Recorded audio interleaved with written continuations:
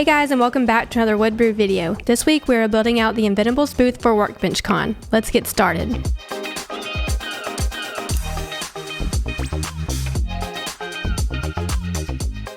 Inventables came to us a few months ago asking us to build out their booth for Workbench Con in Atlanta.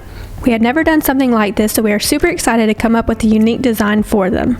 We wanted to incorporate their logo somehow, so Dylan came up with a really cool design starting out with OSB paneling. We have a total of 3 OSB sheets, and this will be the backdrop of the booth. Even though it is the backdrop, we still need to do some heavy sanding because we are going to be painting on some decals. Dylan went around with the belt sander with the lower grit sandpaper, and I came around behind him with the orbital sander with a higher grit sandpaper to smoothen it up a bit more.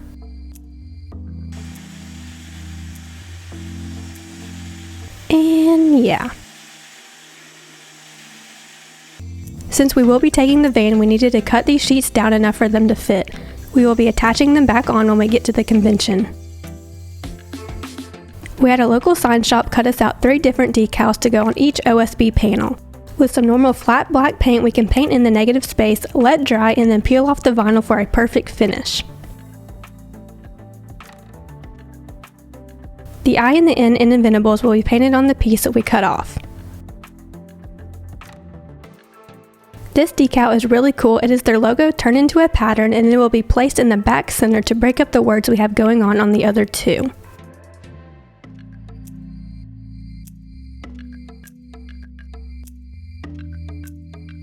Oh, the satisfaction.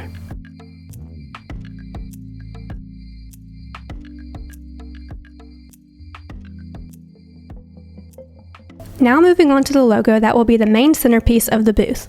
After the design was finalized in Illustrator, each piece was separated from the whole design and grouped on to fit a 30-inch by 30-inch piece of foam insulation. Then it was exported as an SVG file and imported straight into Inventables software easel.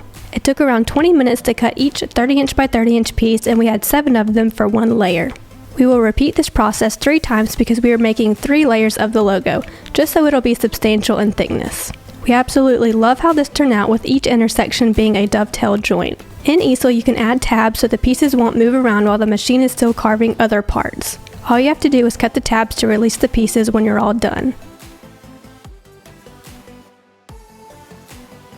We went ahead and put together the first layer off camera because it took a while to figure out which part goes where. Now for the second layer, we can just lay each piece on top and know whether or not it goes there. After all 3 layers were put together, it was time to glue them all together. 1 layer at a time, we laid down glue across the entire logo. Then we could lay down the next layer, and just for extra security, we screwed each layer together from the back.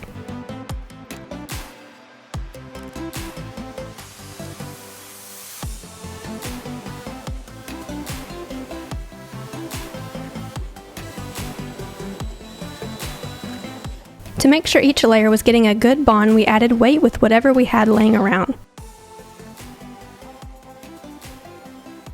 We let that dry overnight so we could come back the next day and sand all the faces smooth and getting the foam ready for paint. Our goal is to make this logo look like concrete from afar, so by default we are using gray paint. After many layers, we added some spray that gives a concrete texture. This was just icing on the cake. It turned out really well. Next, we needed to make a base for the logo to sit in so it can stand up freely. In the painting clip, we just made a makeshift one so we didn't get paint on the actual one, and because it wasn't made yet. So again, Dylan came up with a design in Illustrator, imported the SVG file into easel, and we started cutting on the X-Carve. We used MDF for the material here to give it a metal look, with it being really smooth and sharp edges. It'll get this look more when it gets painted black. MDF cuts really well on the X-Carve with really clean edges and corners. The grooves here are dados for the end of a piece to go into to make the base thick enough for the foam to sit in. It'll make sense in just a second. With a few 3-inch wide pieces, they get glued in place in the dados. They sit at the exact angle the foam logo is, so it's supported on both sides and fits really snug.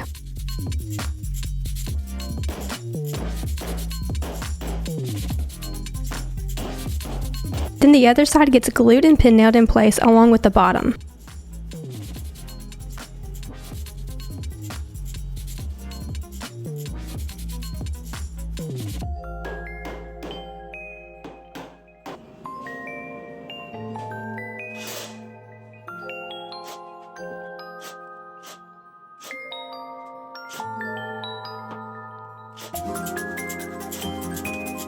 All that's left is painting the base black and attaching it to a concrete paver to keep it standing up, and so someone doesn't actually tip it over in the booth.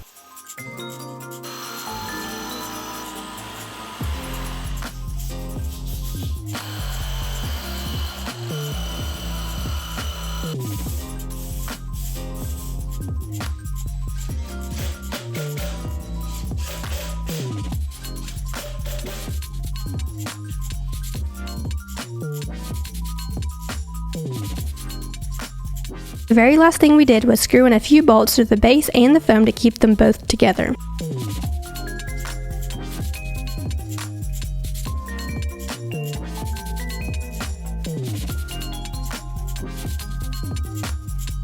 And now off to Atlanta.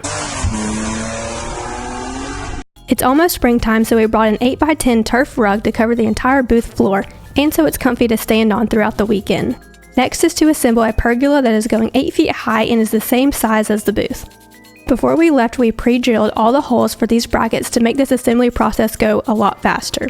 Also, we never put this booth together at the shop, so we are crossing our fingers that all goes together and our measurements are correct.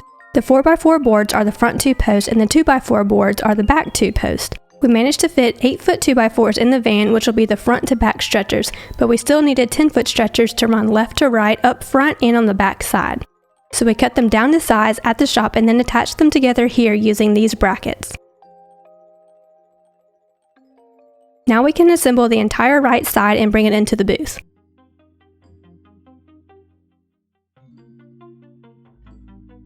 Because there was only 2 of us, we braced this side up with some scraps we brought so we could bring in the left side and tie the 2 together with the 10-foot stretchers.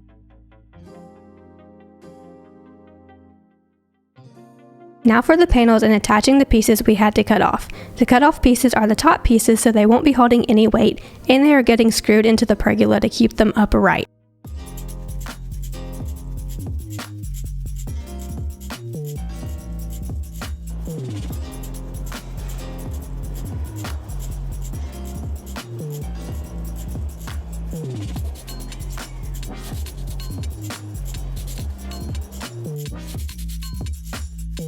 Last thing is setting up the main focus of the booth, the Inventables logo. It traveled nicely in the van and came out with only minimal marks that we touched up when we were done. After that, we are calling this project a wrap. Thank you to Inventables for allowing us to build your booth and for sponsoring this project. We love how it turned out and I hope everyone else did too. Lots of Polaroids and pictures were taken in the booth, so we are calling that a success. Thank you guys so much for watching. We hope you enjoyed and we will see you in the next one.